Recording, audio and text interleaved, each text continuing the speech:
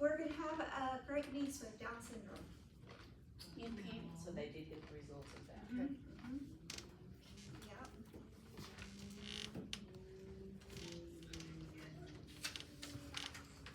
They're happy, they're excited. I told them congratulations.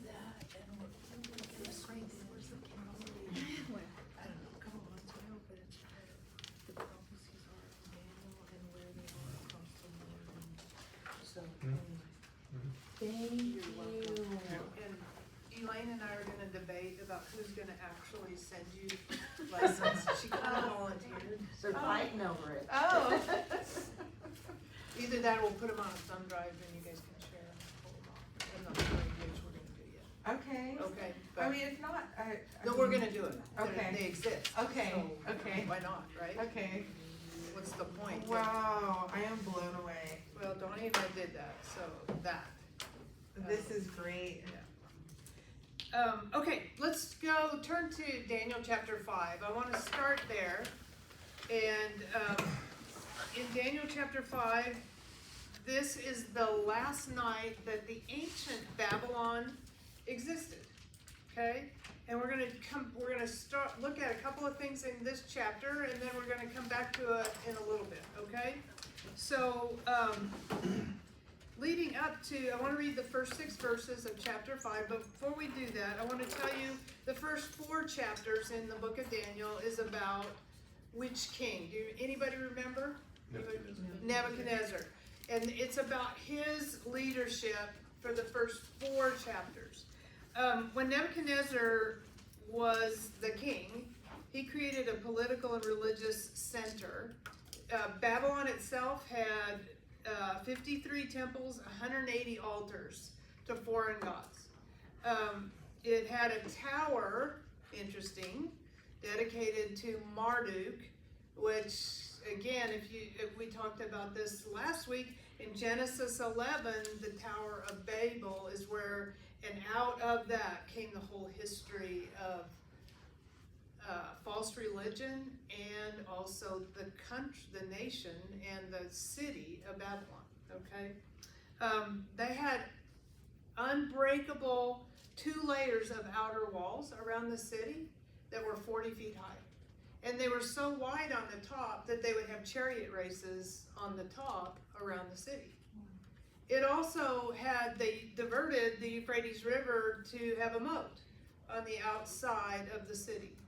They had, it was big enough that they had farmland inside the city, and so they could, with the water, and they could grow their own crops. They also had a 20-year supply of food stored in the city. And so that's the kind of security that they thought they had.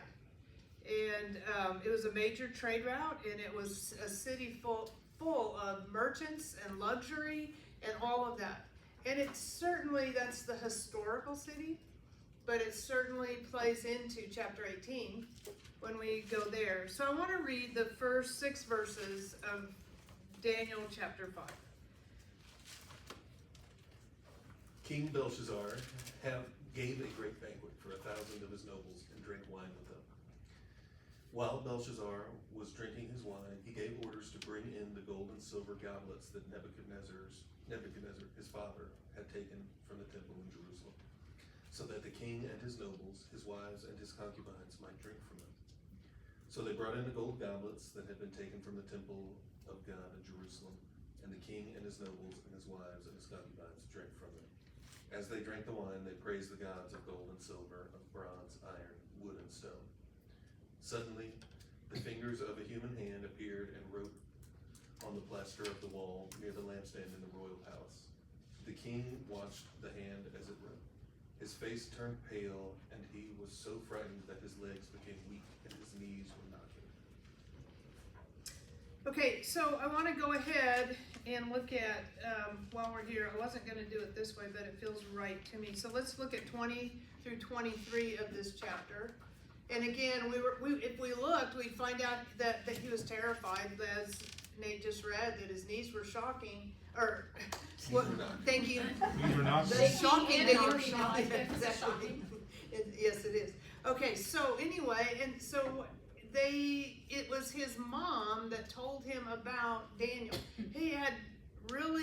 Daniel had faded into the background at this point in the kingdom. And he really didn't know, but he wanted to know, and his wise guys could not tell him what that handwriting meant. Okay, so let's look at 20 through 23, and I believe this is when, this is Daniel talking about Nebuchadnezzar here, 20 through 23. But when his heart was lifted up and his spirit was hardened in pride, he was deposed from his kingly throne, and they took his glory from him. Then he was driven from the sons of men. His heart was made like the beasts, and his dwelling was with the wild donkeys. They fed him with grass like oxen, and his body was wet with the dew of heaven, till he knew that the Most High God rules in the kingdom of men, and appoints over it whomever he chooses. But you, his son Belshazzar, have not humbled your heart, although you knew all of this. And you have lifted yourself up against the Lord of heaven. They have brought the vessels of his house before you, and you and your lords, your wives and your concubines, have drunk wine from them. And you have praised the gods of gold and silver, bronze and iron, wood and stone, which do not see or hear or know, and the God who holds your breath in his hand and owns all your ways. You have not glorified. Okay. The fingers of the hand were sent from him, and the writing was written.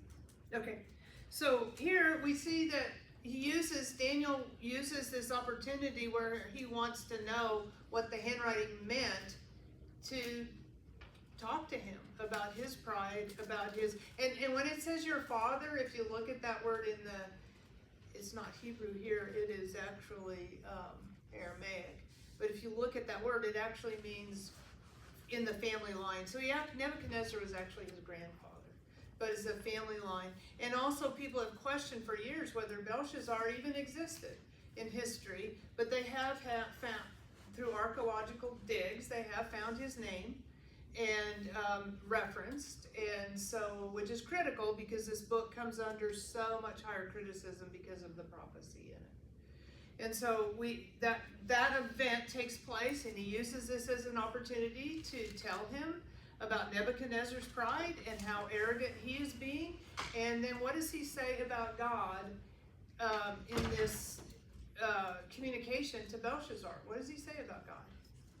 He holds your breath in his hand. Yeah, he holds your life breath in his hands. Job says every breath you take is because God gave it to you. And we don't think about that because it's so natural for our body. So let's look at what is the last, let's see.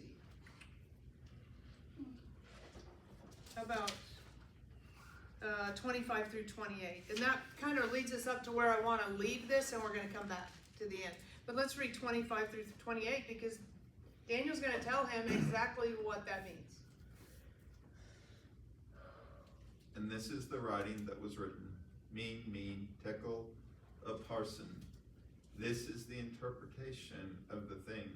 Mean, God hath numbered thy kingdom and finished it. Tekel, thou art weighed in the balances and art found wanting. Peres, thy kingdom is divided and given to the Medes and Persians.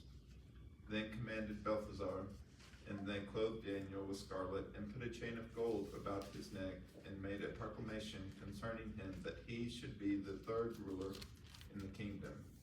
So if we would look at the history of Daniel, chapter 6, we'd find out he was one of the top 3 guys at that point in time. And even when he was younger, he was elevated because he was able to interpret the dream of the statue.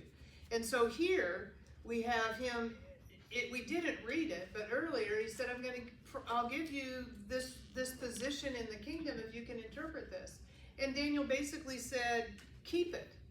And why would he say keep it? First of all, he didn't want it, but what does he say the handwriting on the wall meant? His kingdom was already finished, like his rule was already done. Yeah, it's over. And Daniel knew that. He told him. That's exactly what was going on.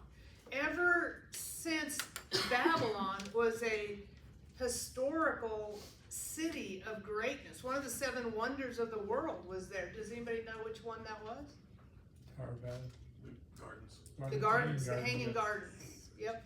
So, but ever since that, throughout history, people have wanted to get that city going again. And even in our lifetime, what's his name from Iraq? Saddam Hussein. Saddam Hussein was working on rebuilding the city of Babylon before he died. So it's kind of been a part, and we're going to go to chapter 18, and we're going to look at the city. Now, we're not going to read through it in order, because what he does, which is pretty typical, is he kind of talks about something, then he leaves that, but then he comes back and picks up more information. And so tonight we're just going to go ahead and kind of put all the information with the groups of people that are being talked about. And then I want to get to the end, because I feel like that's really important. So we'll leave this. We're going to come back and finish it here in just a minute. But let's go to Revelation chapter 18, verse 1. And if somebody would read that. After all this, I saw another angel come down from heaven with great authority, and the earth grew bright with his splendor. Okay, and so that first phrase that the chapter starts with, what's he talking about? After what? All this, what's he talking about? The fall of Babylon is what it is, the title of the bowls. Well, he's actually, what did we just talk about last week? The woman on the beast. Yes. And so he described basically was false religion, the influence of false religion on governments, and we can see that, and we could see that in the book of Daniel if we went and read in chapter 10. But we can see the influence that false religion, demonic, satanic, however we want to say it, is influencing the culture. We also saw that when he said that the woman rides the beast, and the beast had 7 heads. And we said that those 7 heads are what? Kings. Kings throughout human history. And so you see that tied to the woman with kingdoms throughout history. And that they have an influence, and they're being influenced, and we can see that in our own time, is what we talked about a little bit last week. So he's saying after the events of chapter 17, he's going on, he's going to describe another event, okay? So look at 2a, just the first part, and here's an announcement that he makes. What's the announcement he makes in 2a? And we're going to pick up the rest of 2 in a little bit. 2A, what? Well, the first half of that verse. Revelation 2. What does he say? With a mighty vote, with a mighty voice he shouted, Yep. Fallen, fallen is Babylon the Great. Yep. Tell me when to stop. She has become a dwelling. Stop. It says 2A, not 2. Yeah, exactly. I didn't know there 2A. was a B, C, D. No, I don't, but yeah, in the middle of the sentence, I want you to stop, because the declaration is what? Fallen is Babylon the Great. Okay, and to say it twice is what? Serious. It's important. Yeah, Final. yeah. Okay, so we've already read that 2 other times before we get to this point. And one place was chapter 14, verse 8. And this is it's a series of angels that are communicating the gospel and judgment on those who, and warning people not to take the mark of the beast. There's a warning in there, so it has to be before they made the choice. But there's a third declaration by an angel. And what do we see in 14:8? And another angel, a second one, followed, saying, Fallen, fallen is Babylon the Great, she who has made all the nations drink of the wine of the passion of her immorality. Okay, so it's when Jesus tells John to write this down, and he's saying fallen, fallen is Babylon the Great. Why does he use the word is? Because this is before it happened. In the book or in life. Why would he use the word is? It's going to happen. It's gonna happen. Exactly, that's Without exactly. fail. It might as well have already happened because it's gonna happen just like I said, okay? And then look at chapter 16, and this is where the bowls were poured out. And then what do we see in verse 19? Now the great city was divided into 3 parts, and the cities of the nations fell. What was the great city? Do you remember? Babylon. Not the great, what's the great city? Jerusalem is the yeah. great city, okay? And then, but the way that they squeeze information together is sometimes kind of hard. And then we find out that the great city, Jerusalem, is split into 3 pieces. But then he's going to go on and talk about other cities. And what does he say? God remembered Babylon the Great, so Yeah. it had already happened. Okay, God remembered Babylon the Great. And so, and again, why, and we saw that in 8, and I didn't point it out, why does God remember Babylon? Why is this city such a big deal to God that he mentions it by name? Because there's other cities that are impacted. It's generic cities. Jerusalem is mentioned, and Babylon is mentioned. Why? Cause they rejected him? The artifacts? They've been blessed. Well, it was kind of a place of idolatry.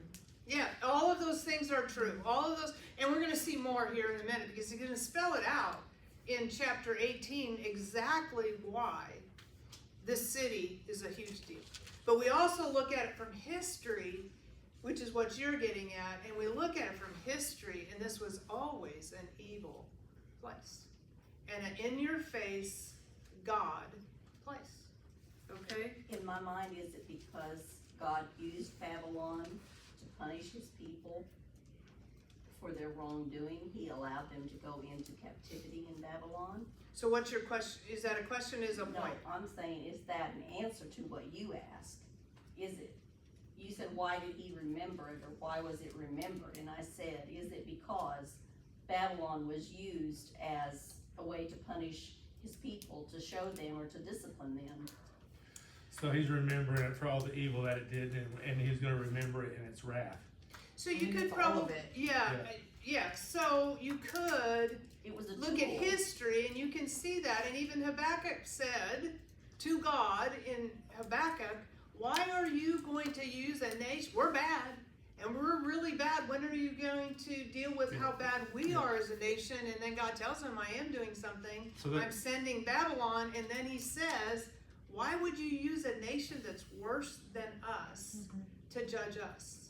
And then God says, I'm going to judge them too. And he judged them in history because the Medes and the Persians conquered them. But we're also going to see there's something about that place throughout human history. But specifically, it says, and the great Babylon was remembered before God to give her the cup of the wine of the fierceness of his wrath. So remember when it talks about that is the trampling the vintage, the wine yes, press. So yes. basically, he's pouring out, he's squeezing Yes, wrath upon Babylon, yes.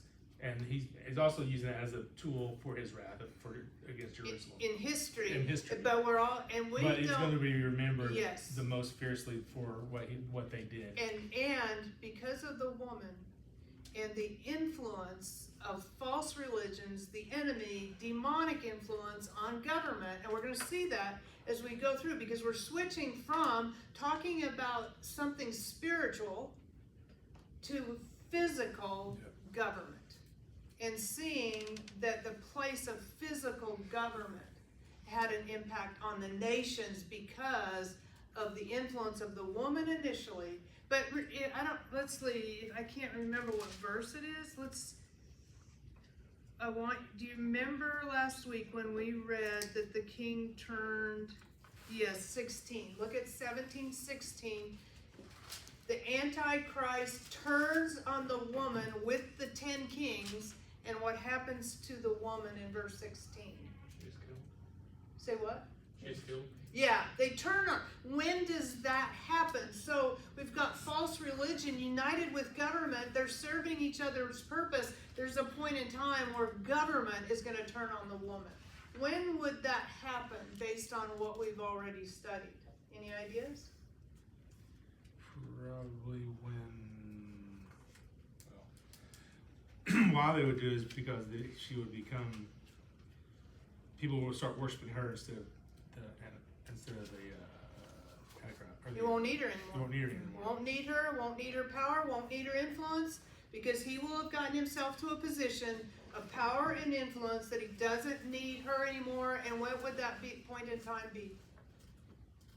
In the last 3.5 years. Yes, when he says, I'm God, and he's moving forward as God, as who you're supposed to worship, and because of his tie to Satan, that Satan actually will be worshipped. And the atmosphere is probably in part because he came back from the dead, or seemed to, and everybody's going, who's like him? We also have it against the backdrop of the tribulation when the whole world is falling apart. And this guy's rising to a supreme position, and people are desperate to find something that they can trust in. And that's the environment all of these things are taking place in. Okay? The other point I wanted to make in chapter 17, what event takes place that makes the cities fall? We're told it is the 7th bowl, and what specific event is what makes the cities fall? Is it the earthquake? Yeah, it is. It's the earthquake. Remember we talked about that a couple of weeks ago. And it totally changes the islands, the mountains, the topography. Everything is different. And Jerusalem is raised up. And so that's what we're seeing in the background of this. And it's that earthquake that plays into what we're going to look at here in chapter 18. So I know the suspense is killing you. We're actually going to move forward in chapter 18. But I want you to see a couple of things. We're going to, Babylon the Great, the strong city, it is called. And it's interesting too, because we pointed out in chapter 17, great was used by God a bunch of times to describe what he was doing. And here it is described 5 times, in chapter 18. Babylon is called the Great. Why would Babylon be called the Great?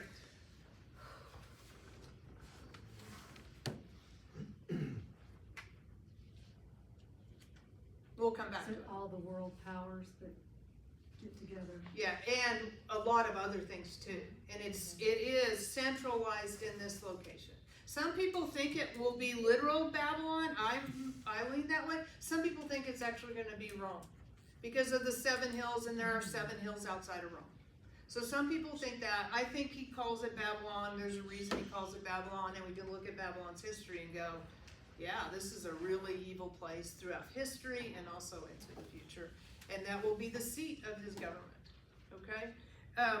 Let's look at 18:3 and 9, and we're going to see, so the Antichrist is going to build the greatest economy and political empire the world has ever seen. He's going to do it against the backdrop of the tribulation and all of those events happening, which is going to really showcase what about the Antichrist. How could he do that with so much disaster happening? How could he do that? And it's really good. How could he do it? Supernatural power What supernatural power? that God allowed him to have. That's true. That's in part. It's God, under God's sovereign enabling, under his sovereignty. What else? Yeah, part of the plan.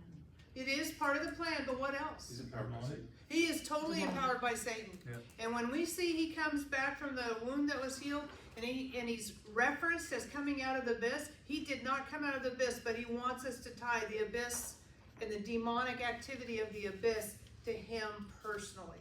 And this is the most evil human being, and we've had plenty, that ever has existed. But that's the background that, did you want to say something? No. Okay. You're kind of like her.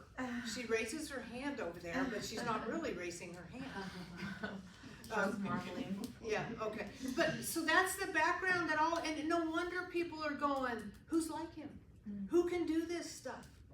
We need to trust him because the whole world is falling apart, and yet watching him rise to power and unite people and there's going to be miracles that are going to be also happening. We were told that the false prophet is able to do miracles and false signs and wonders. And Paul tells us in 2 Thessalonians the same thing. So we see all of this demonic, satanic activity building, raising this government. It's almost like Satan's last attempt to thwart God and his purposes. Okay? So let's read 18:3 and then jump to 9, and we're going to see how is this city being described. For all the nations have drunk of the wine of the passion of her immorality.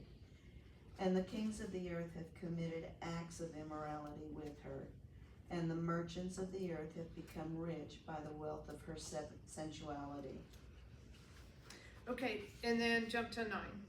And the kings of the earth who committed acts of immorality and lived sensuously with her will weep and lament over her when they see the smoke of her burning. Okay, so there's 2 words that were used in there to describe what the people were like and what the leadership was like, okay? And we're going to talk about the kings here in just a minute. But if we talk about, and what were the 2 words? Immoral and sensual. Yeah, immoral. Right? It's 2 M's, right? And sensual. What do those words mean?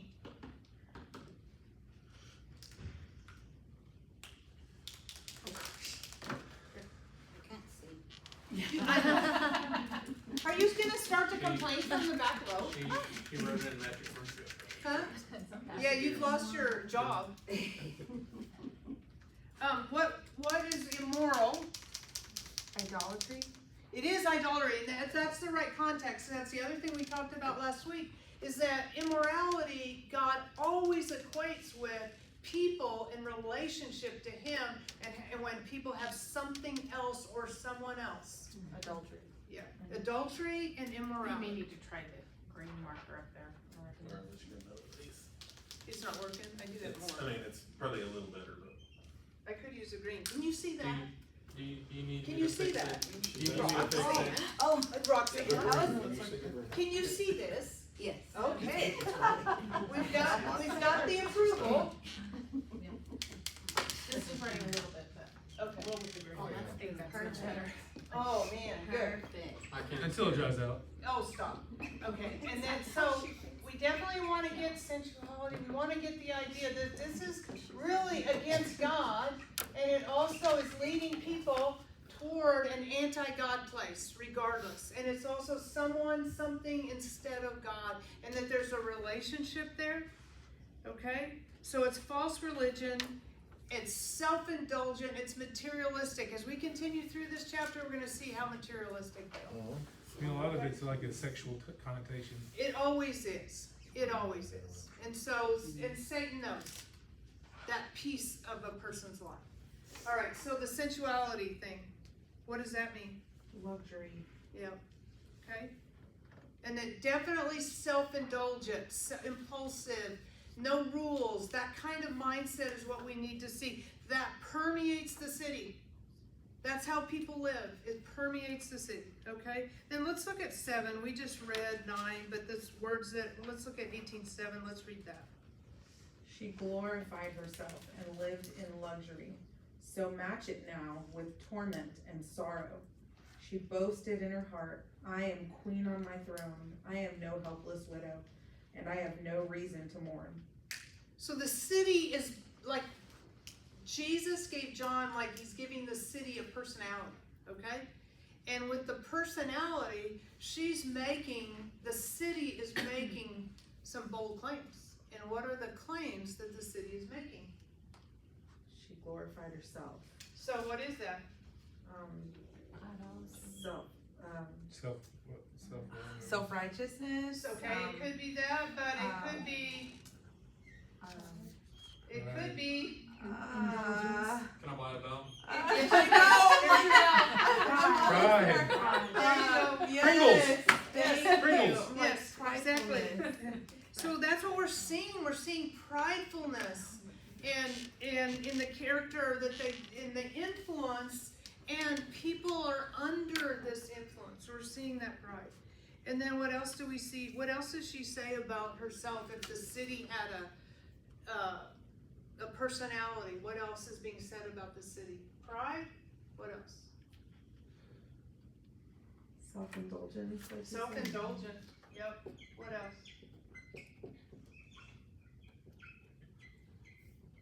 See no sorrow. Okay, so what is it, she's not, Like cold-hearted. she's a queen, she's never gonna be what? A widow. A widow. Widow, what's the point of using those two words? I'm a queen, I'm never gonna be She's a never widow. gonna lose her throne or power or, Exactly, there is this security in power and influence, in resources, and all of this security makes this city seem to be, just like Babylon in ancient history, seem to be what? Unbreakable. Yeah, unbreakable, invincible. Self-sufficient. Yeah, and so this is a human achievement, seemingly just a human achievement that has amazed the entire world, okay? Let's read 18:16 through 18, this will help us to understand more. What do we see in 18:16 through 18 about the city?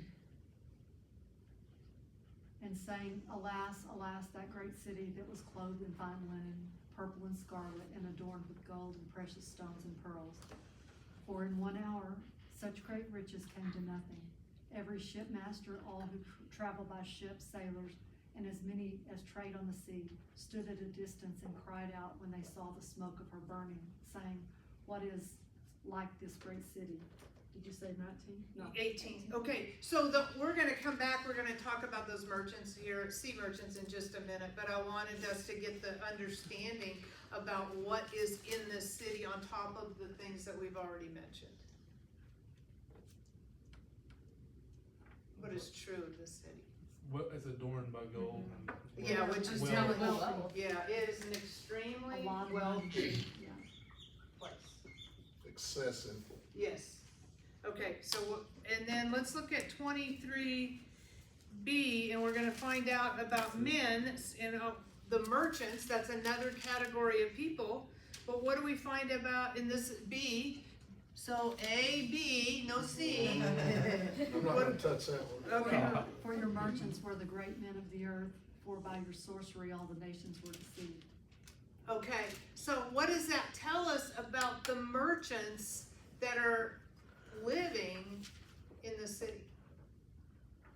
It's all the kings of the earth, like all the people that are wanting to partake in what's going on there. They are wealthy too. Yeah, they're wealthy, Yeah. okay, so, and it's focusing on the merchants. Profiteering from the Right, they're war. all profiting from it. Yes, and what are they doing with their influence? What does he say? Leading people astray. Yeah, absolutely. Their influence, their money is making them powerful, and with their power, they're actually doing what to people? What's the word he uses? Mine says the led astray. Led astray, okay. Yes. Your magic Deceive. spell. Okay. spell, yeah. mine Magic says- spell, They're that's what I was following getting. they're So again, following we the- have these, again, money is, you know, is a Sorcery. whole, yeah, but their sorcery is what mine uses, so there's like an element of evil attached to what they're doing, and they're doing it to do what? Deceive the people. For what reason? Gaining To wealth, gain their, power, wealth. their allegiance or. Yeah, gain power and wealth, Yeah. that's exactly so, it's not just about the material things that they have, there are other, not that I don't know any other time in my life that we aren't seeing this play out in our own country. Mhm. The very same thing that these people were doing in Babylon. Okay, how about 24, and we're gonna also see, what else the city, what happened to people in the city, what happened. And again, the influence of false religion, we can see it all over the place. Satan using lies to deceive people, and ultimately what happens in 24. And in her was found the blood of prophets and of saints and of all who have been slain on the earth. Okay, so when we think about that, he's referencing really apostles, prophets, saints. So specifically, who's impacted in this city? Or because of the city, yes. So basically, And he's saying that they're, he's responsible for the martyrs. yes, exactly. But he also, I think there's a hint at the martyrs in history that came because of this city. And because of the influence and the control, spiritual influence and the hatred. But it's like It's all who are slain energized. on earth. It's not just the prophets and the saints. It's It's everybody. all of history. Yes, yes. She's okay. dead. She's basically dead. Yeah, okay. Or the reason. So I wanna look at some groups of people that are described in here. And the first group is in chapter 18 verses 4 and 5. And that group of people is, So yeah. So when it says slain, it doesn't mean that just people who died. It means the people who are like murdered. yes, murders. Yes, Yes. okay. All right, so the first group of people is in verse 4 and 5. And let's read that, and this is the category of people, okay? Let's read that. Then I heard another voice from heaven say, come out of here, come out of her, my people, so that you will not share in her sins, so that you will not receive any of her plagues. For her sins are piled up to heaven, and God has remembered her crimes. Okay, so now we see another thing, and I reference this later, but we see another thing. How is the sin of the city described? When it's piled up to heaven, Piled up to heaven, what does that trigger? there's a lot of sin there. There's a lot of sin there, yes. Good one, Killer. The tower, The Tower of Babel. They were trying to reach to heaven, and they were doing what they weren't supposed to be doing. And so here's another description that goes back into history, and it's a place that has been the same throughout history. Okay? So their sins were piled up to heaven, but what's interesting is we know this is this kind of place, and who's God calling out of there? People or everybody. Yeah, his people. Okay? So, who are my people? Us. Jews. Could be both, yep. Could be Christians, and it could be Jews. And this isn't necessarily people that are converted. If he's calling my people, because He's talking about his chosen people. he could be talking about his chosen people. Some of them could be converted, some of them could not. And why is he calling them out of the city? He's gonna it. And Judge we've it. seen that in yes, and we've seen that in history too, He's gonna where pour out God his wine. calls people out of a location because he's going to destroy that location. Okay, so he's doing that here, and he's calling them out for two reasons. One, you said, what did you say? I said Because he's gonna destroy it. Yeah. Yeah, okay? Why else is he calling them out? Why else is he calling them out? Because they've been influencing them. So they're not Because influenced or it says, tempted. Do not To take protect part in them. her sins. What is it? It does tell us something. What does it tell us about people? We're susceptible. About Easily my influenced. people? Yeah. Is that we're kidding ourselves if we think we're not susceptible to the very same things. Well, we're sinful, so he knows that we are. Yes. So. And we're in the temptation because there's so much wealth. Because people are doing anything and everything that they want to do. And the temptation is there because what are they going through if it's Christians? What are they going through? They did not do what? Didn't take the mark. They didn't take the mark, so that says what? They're They're suffering. suffering. Or they're underground, like we see so many times in countries that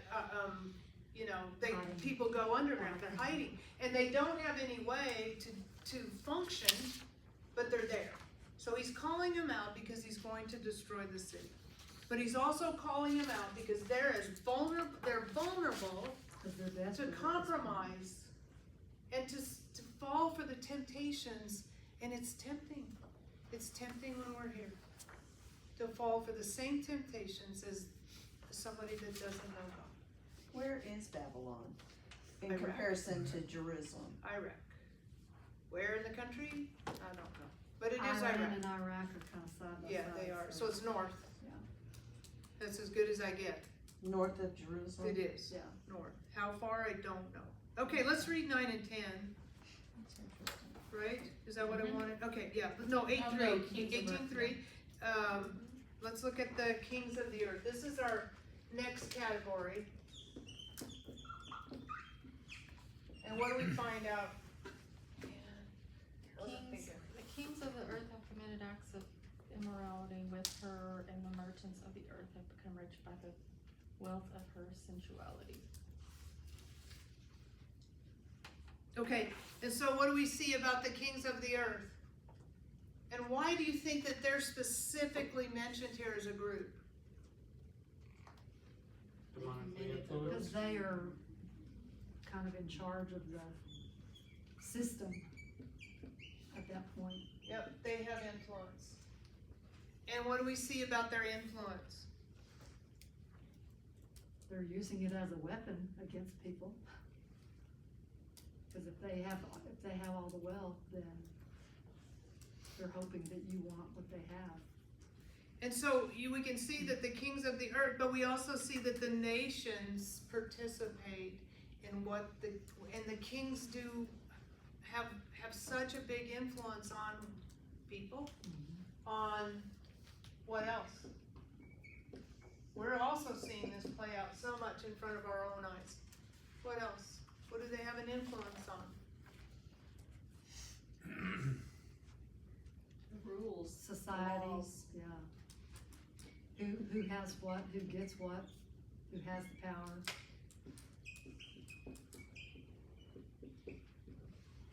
They come from a place of leadership, and they communicate out of a place of leadership, and they pass laws out of a place of leadership, and all of these things are energized by the enemy. And that is permeating the culture, and it is making these people believe what they're doing is the right thing, and also this is a city that has risen up in the tribulation. Okay? How about 9 and 10? What do we see? We read that, I think, just a minute ago. But what do we see about the kings of the earth? And when they see the impact on Babylon, because they feel secure. They feel like this is a secure place. And they're in charge on top of that. So they feel very comfortable in their leadership and the security they have. What do we see? How do they respond in how do they respond to Babylon, the destruction of Babylon? Look at that in 9 and 10. They weep and lament over her when they see the smoke of her burning, standing at a distance because of the fear of her torment. Why would they be afraid of her torment? Because they saw how much power she had.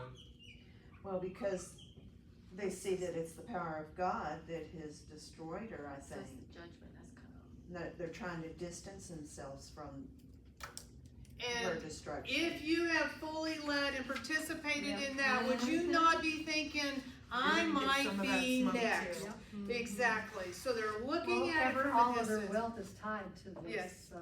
Yes, and everything that they have, and this is a real interesting phrase here, and we're gonna see it repeated 3 times by the different groups we have.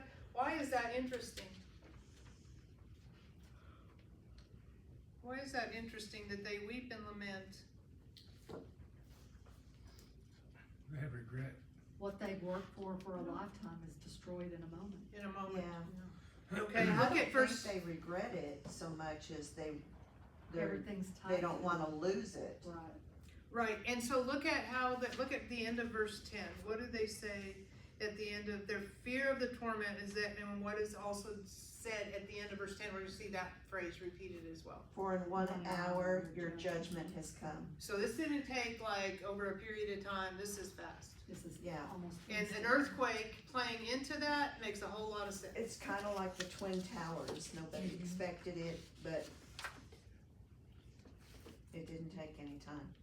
That's exactly right, and I think that for me, when I was reading through this, I was thinking of the Twin Towers, I was thinking of COVID, I was thinking how we can feel in our own country. Mhm. is that we are completely invincible, and we watched in a few hours what can happen to our country, or as we experienced COVID, that took place over a period of time.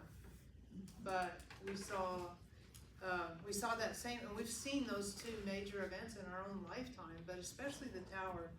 And they struck at, when they flew into the towers, what did they strike at? Financial district. The financial district. What else? Oh, Government. yeah, government. The Oh, plane yeah, that, Pentagon. yeah, the Pentagon, the plane that crashed in Shanksville You don't know why I was asked. probably going to the Capitol. Yes. So, we saw that. We think that we're invincible. Just like they looked at this, and it was shocking. It was shocking to us, and it was scary. And we think we're invisible because we're so far away from everybody. Right. But we also think we're invincible because we're the United States of America. And we think we're stronger and better, Yes. powerful than anyone Yes. else. We are. So, But it also As reinforces. long But as seriously God though, I allows mean, it. like, you get complacent We and. don't put all of our trust in that one thing. We've been taught all along that we don't, wealth is not what we're supposed to be putting our but trust we in. do trust in it. Yes. Yeah, we And do. we're all And then we- vulnerable, we're all guilty, and we are fearful Right. when we lose It's like, it why we or put lose If in we it. God we don't trust have on our it, money. we try to gain it, and if we Yes. have it, we fear losing Yes. it. Because I think it's like a warning. Yes, and this for us right now, because this is still in the future, that's exactly what this is, for us. Right. And then the weeping and lamenting, they're weeping and lamenting over what? We said it, but they're weeping and lamenting over the city. Whoa, whoa, Babylon the Great, there is a sense of that kind of a loss, and yet what is their state? Just Separating themselves from it. They don't wanna be destroyed along with her. Think about With the the culture city. of the city. Think about everything that's been going on. What I is know. their state? They are They're what? shocked. Huh? They're shocked, devastated, Terrified. and terrified. Oh, that's true, but they are lost. They are as lost as you could be. And like anybody without Christ, they are lost, and they're weeping and lamenting the temporary loss, and have no concept of where they're functioning from, which is lost without a Savior. Cause that's like their God. Yes. Yeah, It's like, Yes, the exactly. influence has taken totally and completely over their lives, and that's all they know, and that's it. Okay, let's look at, you stole my line about 9/11, that's where I had that. Okay, then we've got the merchants of the earth, we wanna read, what is that? We wanna read, 3. yes. What do we see? We've looked at 3, so let's just look at it again, and what do we find out about the merchants of the earth? Through which from her excessive luxuries is what mine has. Okay, so I don't want Roxanne to get on to me. Okay, they're excessive luxury. And these guys, because of their money, remember we read in 23 just a minute ago, what are they doing because of their money? What are they doing with ordinary people because of their money? Extorting. Okay, influencing, extorting. Leading them astray. And they're rising to more power because of their money, and we're not seeing that play out in our country right now either, sarcastically. You can buy half of Texas right now and block it off for people. Like Do Blue Horizon and Blue Origin or whatever. They have all that acreage out in West Texas and around Marathon that you used to get on, but you can't get on anymore. Are you Like- saying more money What about than it? good sense? That this- No, I'm just saying it's like you're, never mind. Wait, but Say Yeah, it. I'm just saying it's like using the money to exploit Yeah. things. we are seeing money being put into political candidates. Yes. We are seeing money being, paying protesters to go to certain events. We are Well, seeing look that. at AI and things that 10 years ago we would never have even Right. thought about money being. But this is where we are seeing this kind of thing play out in our own country today as we live. And it's important that we be in tune to that. Money Well, I mean, it's- buys political influence, It's not anything new though. no. It's been playing out since, But I'm Babylon. 67 years old and it's the worst I've seen in my lifetime. well, just because you see it, Yeah, because of Well, like social one of media the- and everything. one of like, the we're things just that more media- exposed I don't to do it. social Online. media, so, but anyway, but I'm just saying, it is the worst, and I think some of us that are older would agree with that, but, or you're supposed to. I mean, it's not, there's nothing new under the sun. There's nothing new under the sun, but the But it's reason that now John, come out into the open because they have influence. And Yes. now it can be out where everybody can see it and they're not worried about it. and yes, and that it is true, there's nothing under the sun, but this is the worst that people are ever gonna see in human history. And yes, we just read in Babylon where it was part of history, but it is gonna be worse because Jesus said Yeah. it's the worst time in Yeah, human this is the history. worst it's been, but it's not as worse, it's not as bad as it's gonna be. Gonna be, No, it's not. No, it's not. Okay, all right, so then, let's see. We read 23, we brought that up, so we're not gonna go back to it. Let's look at 11 through 15. And we don't need to read the list, but you can certainly look at a list. And what do we see in 11, first of all? Weeping and mourning. Yep, over. Because no one buys their cargoes anymore, so they're losing their wealth. Okay, and then there's a list of 12 through, we don't need to go through the list, but you can look at it and you can just see. It is all luxurious goods that brought wealth to the city and the things that they were doing in the city. They're worthless now. They're- Say what? I said the things that they're Yes. selling, there's nobody wants, Well, and yes, it's worthless to them. yep. And then, so look at verse 15. And how do they respond? Stand at a distance because of the fear of her torment, weeping and mourning. So it's the same response as these kings weeping and mourning, and they stand in fear at a distance, and they're watching everything that they've invested in go away in an hour. That's what is happening. Okay, and again, they're grieving over the loss of their lifestyle, which is also immoral. And as well as everything else, that's their grief. That's what they're lamenting. They have no concept of eternity. And yet, what communication has been taking place on the earth during this entire time? Witnesses. We have 144,000 witnesses communicating the gospel. We had 2 witnesses that were murdered in Jerusalem communicating the gospel. And is the angel still The up in angel is flying and communicating the gospel. God is doing everything he can to communicate the gospel to these people that he made and that he loves. Okay. Let's look at, we got ship. I have to put it over here because I didn't plan very well. We got the shipmaster, and we did read that verse, but let's look at that. What do we find about the shipmaster in 17 through 19? How do they respond? For in 1 hour, such great riches came to nothing. Every shipmaster, all who travel by ship, sailors, and as many as trade on the sea, stood at a distance.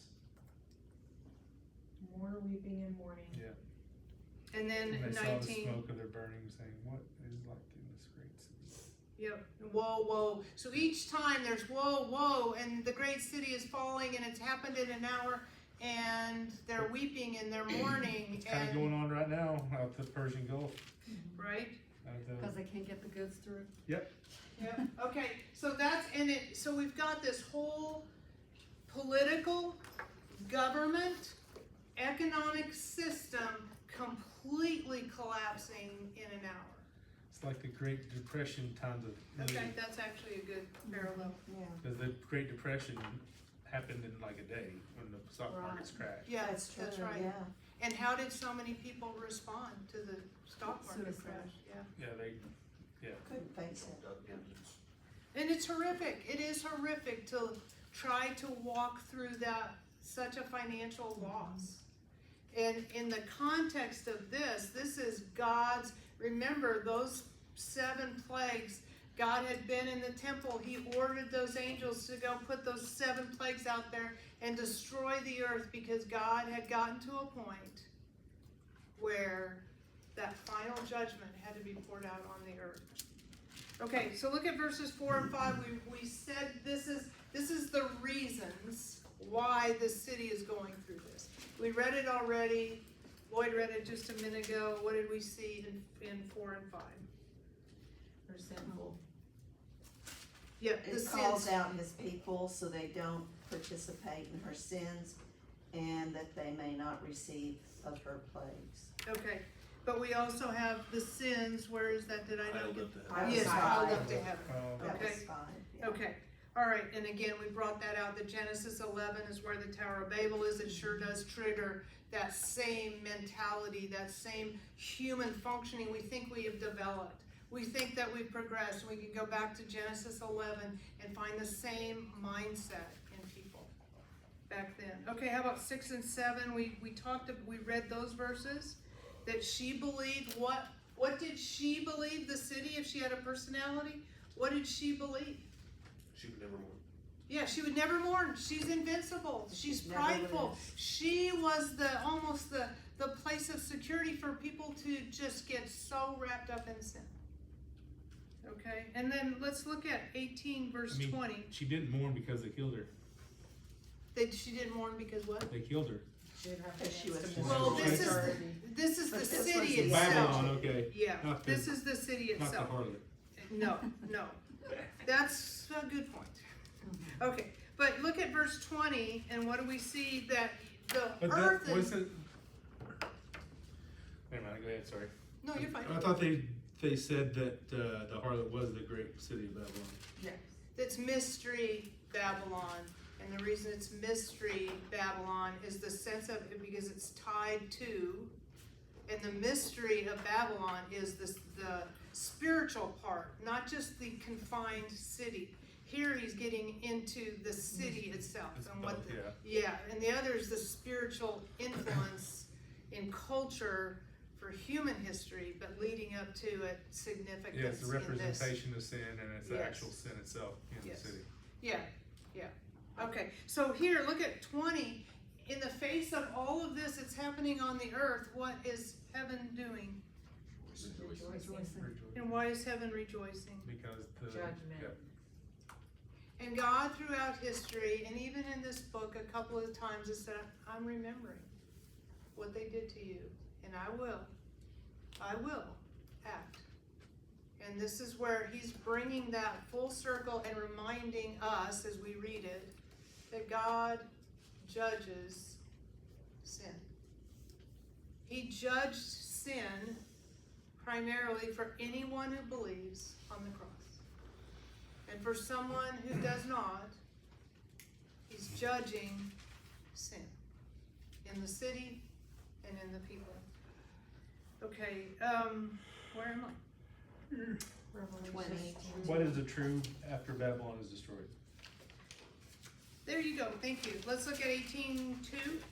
Now we're coming back, okay? This is 2B for whoever Or not wants to to be. This is 2B for whoever wants to know. We read Great mind. 2A. It's a dwelling place for demons, a prison for foul spirits. Okay, so after the city is gone, and then we're seeing what inhabits the city. All the Demonic. Demonic It's spirits. demonic spirits are A inhabiting. dwelling place of demons Yep. and a prison of every unclean spirit and a prison of every unclean and hateful bird. Okay, and the bird is kind of like, because for a Jew, unclean, it's kind of a weird thing for us, but it's really kind of, again, there's just like the unclean thing is emphasize it with a bird, okay? Carrion. Yeah, it's not really a huge deal, but we get the message out of here. Okay, let's look at 22, and let's see what else we find out about the We have a city. parrot. You have a Dirty you have a bird, parrot? dirty I'm bird. sorry. Yeah.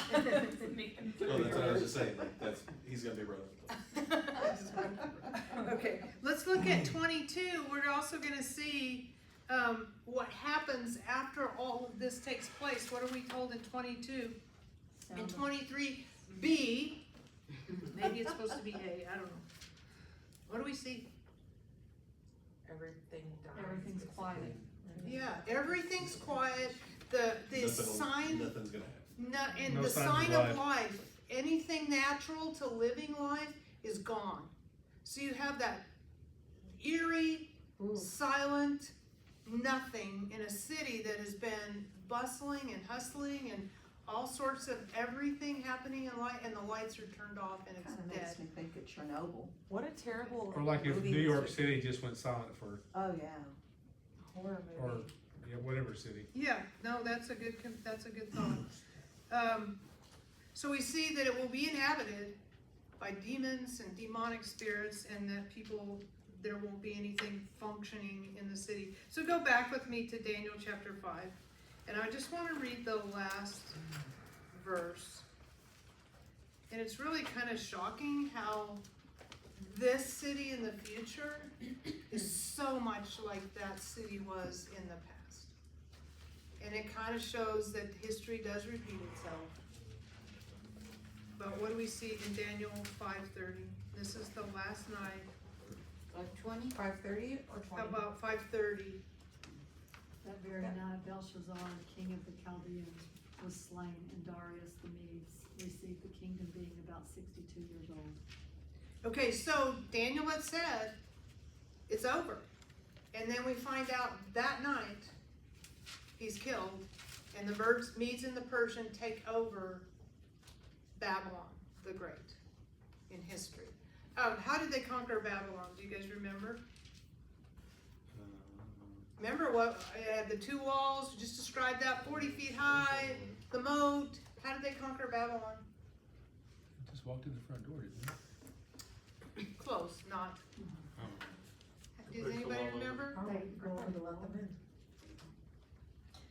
Was it the Trojan horse? That's kind of what I thought too, and I was like, pretty sure we're in the wrong spot, but. And the Medes and the Persians had been conquering all the way up to Babylon for quite a while now, and they're partying inside because they feel so secure in their situation. They diverted the Euphrates River and crawled under the wall. Oh, that's And right. conquered the city. And that's what happened in history. They rediverted it. Oh, But- because of the moat. Yeah, but we see the same kind of thing, the security that they had and what they had here. And it stands as a reminder to us. What does that stand as a reminder to us?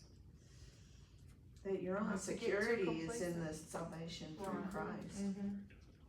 Don't put your security in water. That is true there. Okay, I wanna read these verses because I think it's the most important part.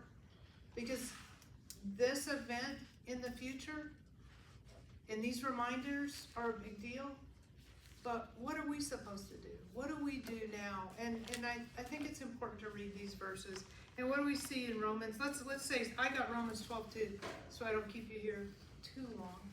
I got Romans 12:2, somebody? Okay, how about Matthew 6:33, okay, Colossians 3:1-6.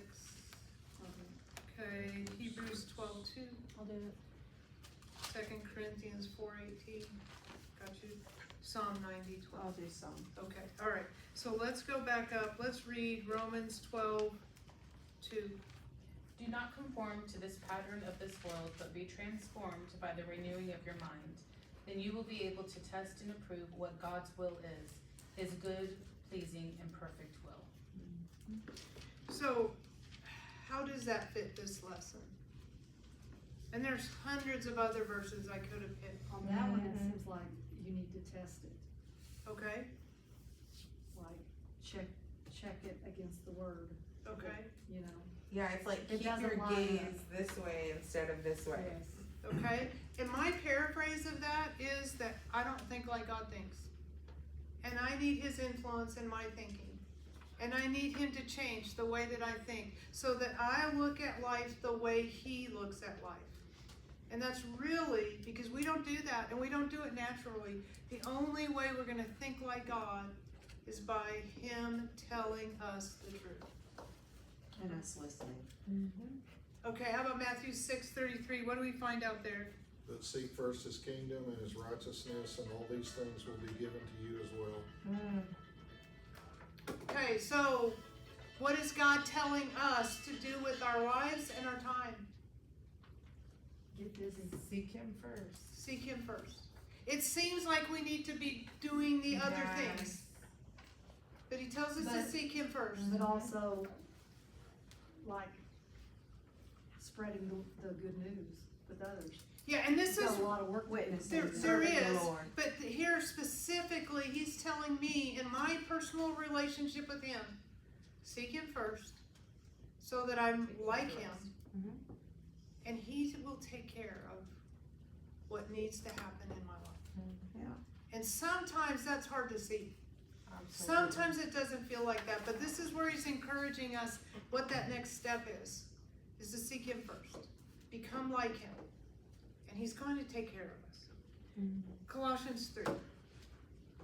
If then you are raised with Christ, seek those things which are above, where Christ is, sitting at the right hand of God. Set your mind on things above, not on things on the earth. For you died and your life is hidden with Christ in God. When Christ, who is our life, appears, then you also will appear with him in glory. Therefore put to death your members which are on the earth, fornication, uncleanness, passion, evil desire, and covetousness, which is idolatry. Because of these things the wrath of God is coming upon the sons of disobedience. Okay, he's warning us too that we aren't supposed to participate in those things. We have a different life. And what does he tell us to do? What are we supposed to think about? Jesus first. Yeah, set our mind where? On him. Yep, on things above. There's that statement of being too heavenly minded that we're no earthly good. That's really stupid in my mind. Because we aren't heavenly minded enough. Yeah. We aren't. And we don't, and we think more about here. And that makes us more effective in living here if we have the mindset of this isn't my home. Okay, and then he also tells us about what do you have to kill and what do I have to kill. He's killing it, but I have to cooperate with what he's killing. And what is that? Our pride. What? Our pride. Pride. Pride? Absolutely, and that is, and it's so deceptive as we saw here. Sinful nature. Yes, our flesh. What we want to pursue to satisfy ourselves, that's wrong. And to want to be satisfied, to want to have our needs met, isn't necessarily wrong. But to do it in the wrong way is. Okay, how about Hebrews 12:2?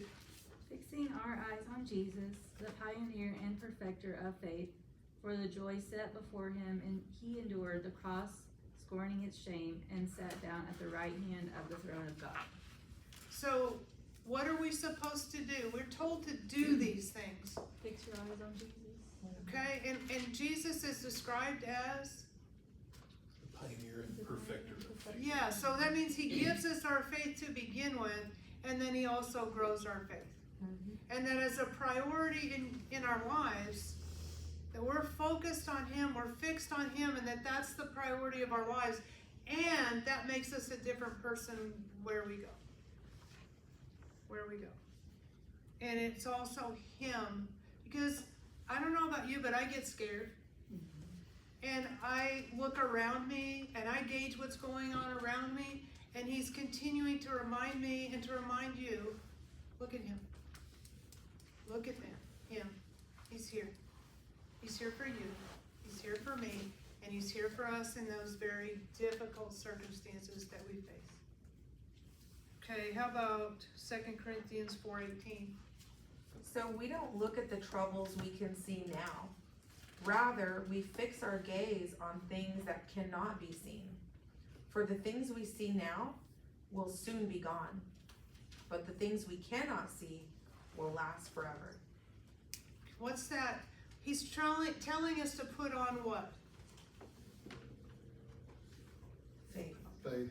Faith. God goggles.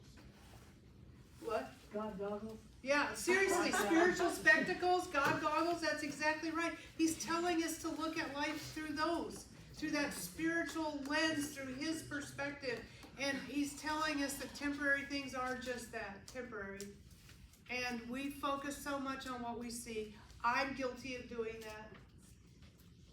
And he's reminding us not to do that, but to remember what's eternal. And that we're eternal. And that relationship with him is eternal.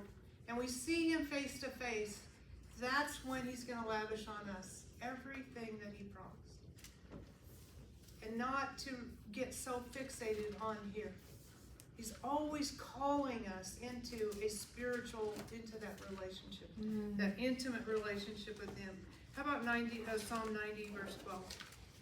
So teach us to number our days, that we may present to thee a heart of wisdom.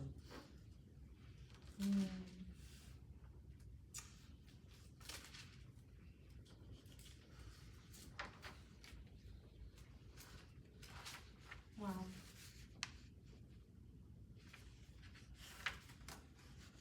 That was some good food for the soul. Well, it's pretty sobering. It's pretty sobering for me as I walked through it this week and looking at it and also knowing personally how much we can be tempted by the wrong things and how much God is calling us out. Just like he called those people out, he's calling us out to be people in relationship with him, to be like him, and out of that, to live our lives. And if we added Ephesians 2:10, that we're his workmanship, created for good works, that he planned ahead of time. The works are there, he's planned them. The people are there, he's planned them. He's preparing us for those points in time to meet those people.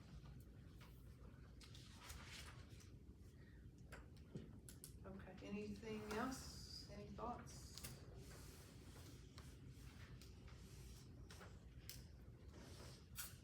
Okay, let's pray.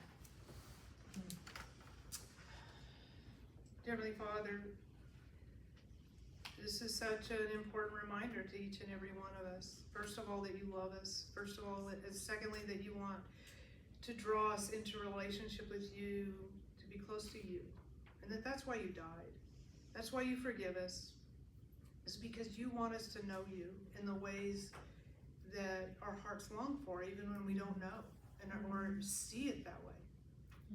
God, please continue to draw us to you. Help us to love you out of the love that you provide to us. We can't love you the way that you deserve. We can't be grateful to you the way you deserve. But God, help our hearts to appreciate you, to see you for who you are, to be grateful for an opportunity to have fellowship with you, that you have invested yourself not only at the point of salvation for forgiveness, but in our lives to become the people that you want us to be better people.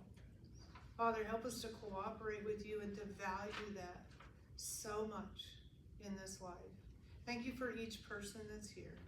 You know what we're all dealing with or facing or challenged by. And God, it's hard. It's really hard sometimes, and we get weary and we get discouraged. Please reach into these spaces in our own lives and bring the healing that we desire, the perspective that we need, and the trust especially that you know what you're doing and that you are intimately involved in every affair of this life. Help us to be heavenly minded. In Jesus' name I pray, amen. Amen.